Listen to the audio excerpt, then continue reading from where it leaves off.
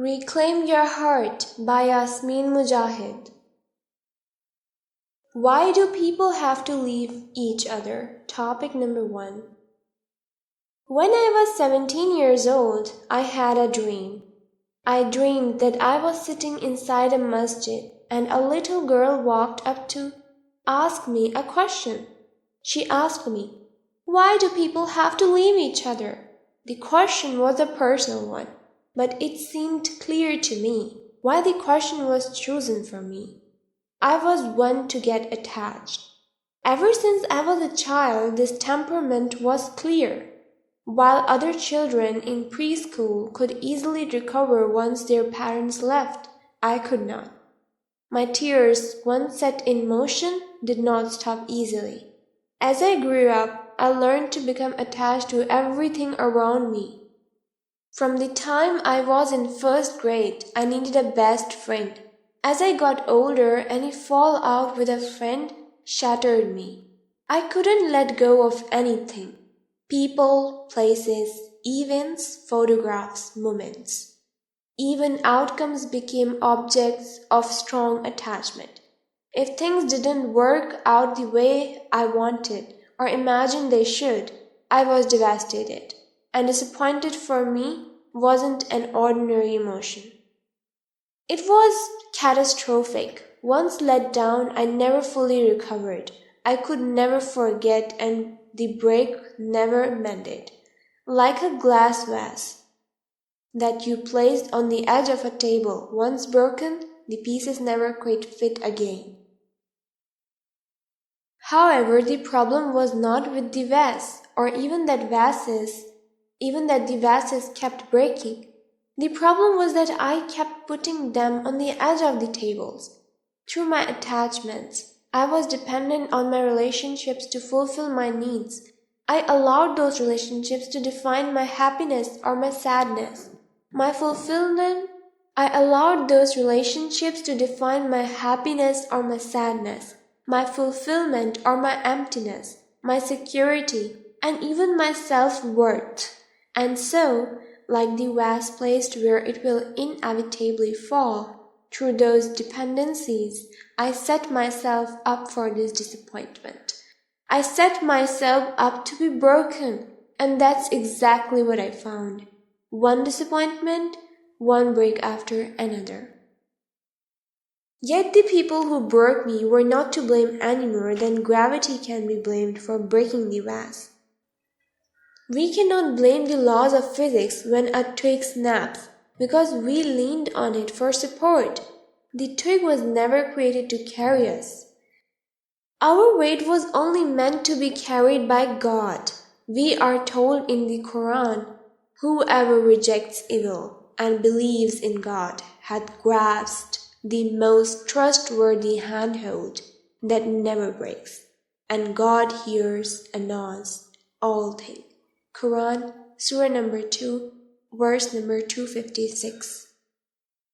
There is a crucial lesson in this verse, that there is only one handhold that never breaks.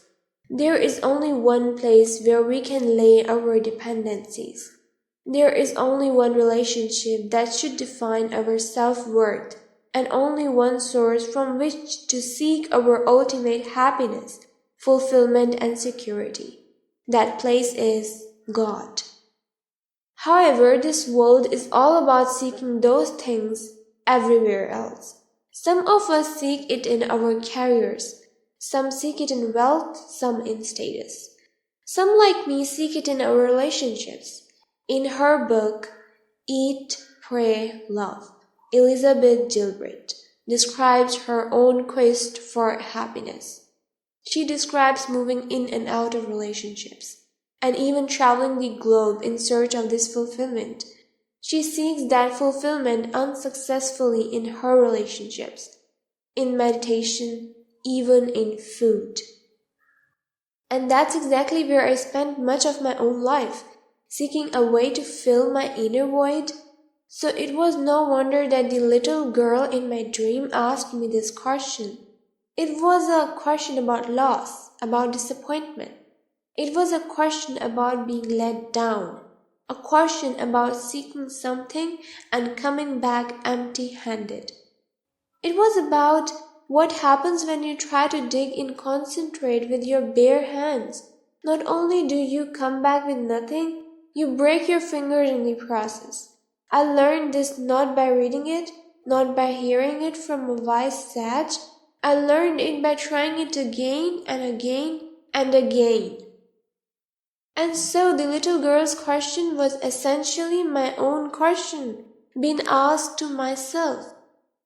Ultimately, the question was about the nature of the dunya as a place of fleeting moments and temporary attachments, as a place where people are with you today and leave or die tomorrow. But this reality hurts our very being because it goes against our nature. We as humans are made to seek love and strive for what is perfect and what is permanent. We are made to seek what is eternal. We seek this because we were not made for this life.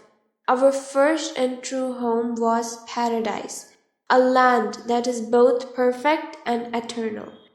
So the yearning for that type of life is a part of our being. The problem is that we try to find that here. And so we create ageless creams and cosmetic surgery in a desperate attempt to hold on, in an attempt to mold this world into what it is not and will never be. And that's why if we live in dunya with our hearts, it breaks us. That's why this dunya hurts.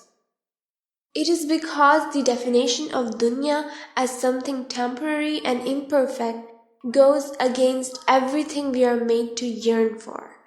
Allah put a yearning in us that can only be fulfilled by what is eternal and perfect. By trying to find fulfillment in what is fleeting, we are running after a hologram, a mirage. We are digging into concrete with our bare hands.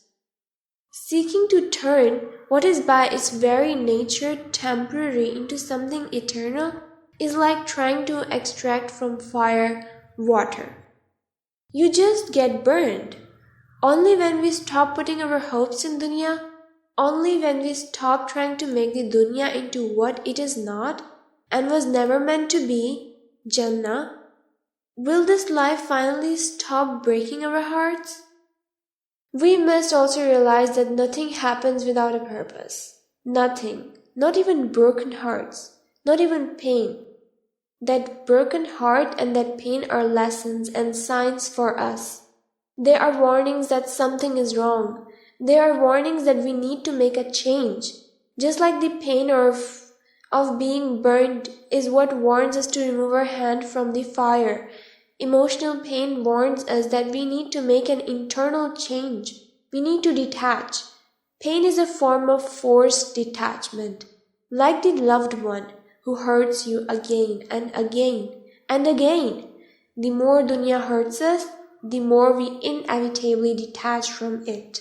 The more we inevitably stop loving it. And pain is a pointer to our attachments, that which makes us cry.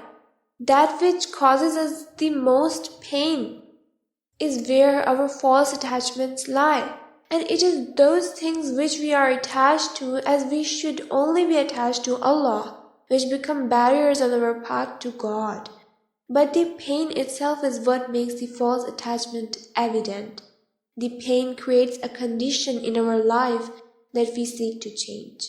And if there is anything about our condition that we don't like, there is a divine formula to change it. God says, "Verily, never will God change the condition of a people until they change what is within themselves." Quran, Surah number 13, verse number 11.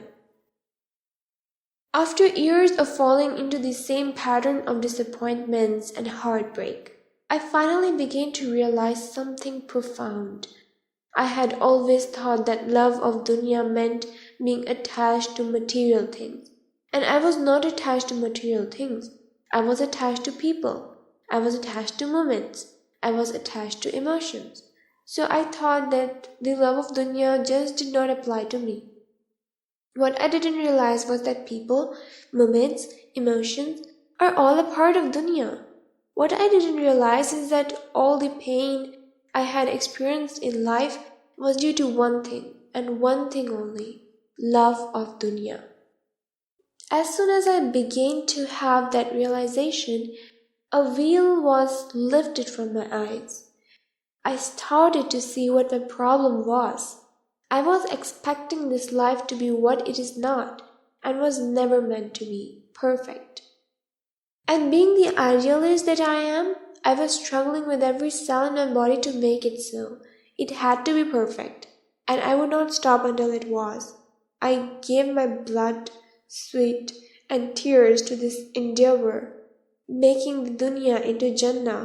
This meant expecting people around me to be perfect, expecting my relationships to be perfect, expecting so much from those around me and from those from this life. Expectations.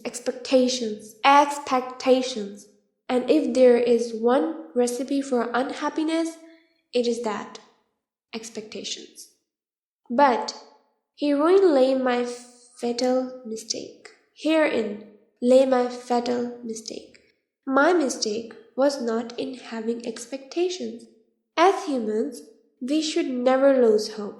Or my problem was in where I was placing those expectations and that hope. At the end of the day, my hope and my expectations were not being placed in God.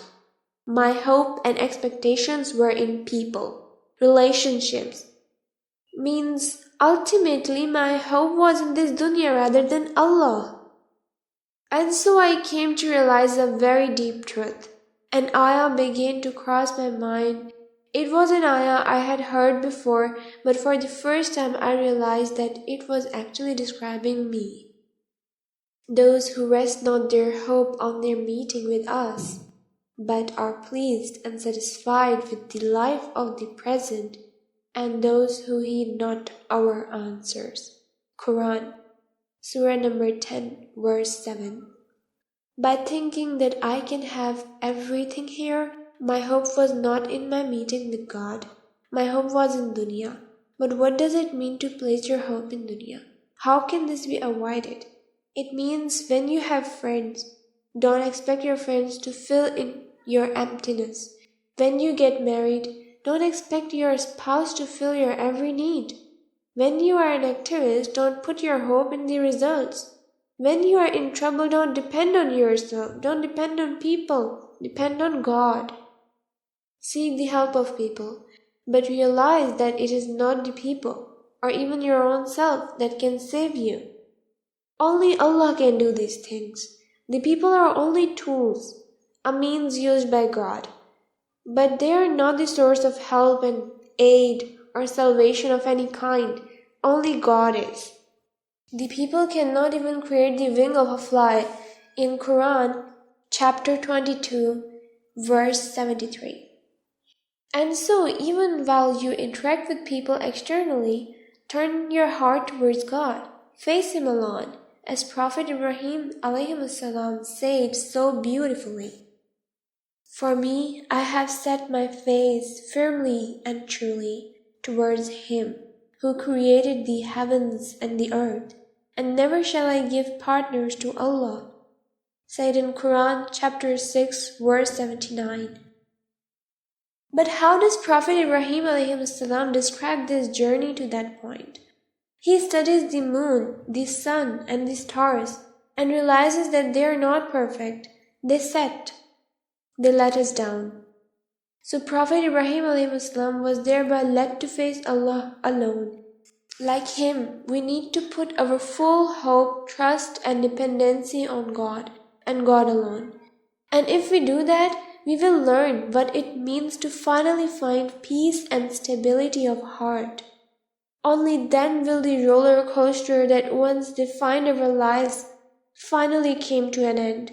That is because if our inner state is dependent on something that is by definition inconstant, that inner state will also be inconstant. If our inner state is dependent on something changing and temporary, that inner state will be in a constant state of instability, agitation, and unrest. This means that one moment we are happy, but as soon as that which our happiness depended upon changes, our happiness also changes, and we became sad. We remain always swinging from one extreme to another and not realizing why. We experience this emotional roller coaster because we can never find stability and lasting peace until our attachment and dependency is on what is stable and lasting. How can we hope to find constancy if what we hold on to is inconstant and perishing? In this statement of Abu Bakr is a deep illustration of this truth. After the Prophet Muhammad ﷺ died, the people went into shock and could not handle the news, although no one loved the Prophet ﷺ like Abu Bakr. Abu Bakr understood well the only place where one's dependency should lie. He said, "If you worship Muhammad, know that Muhammad is dead. But if you worshipped Allah, know that Allah never dies. To attain that state, don't let your source of fulfillment be anything other than your relationship with God. Don't let your definition of success, failure, or self-worth be anything other than your position with Him." Said in Quran, chapter 49, verse 13. And if you do this, you become unbreakable because your handhold is unbreakable. You become unconquerable because your supporter can never be conquered. And you will never become empty because your source of fulfillment is unending and never diminishes. Looking back at the dream I had when I was 17, I wonder if that little girl was me. I wonder this because the answer I gave her was a lesson I would need to spend the next painful years of my life learning. My answer to her question of why people have to leave each other was because this life is not perfect. For if it was, what would the next be called?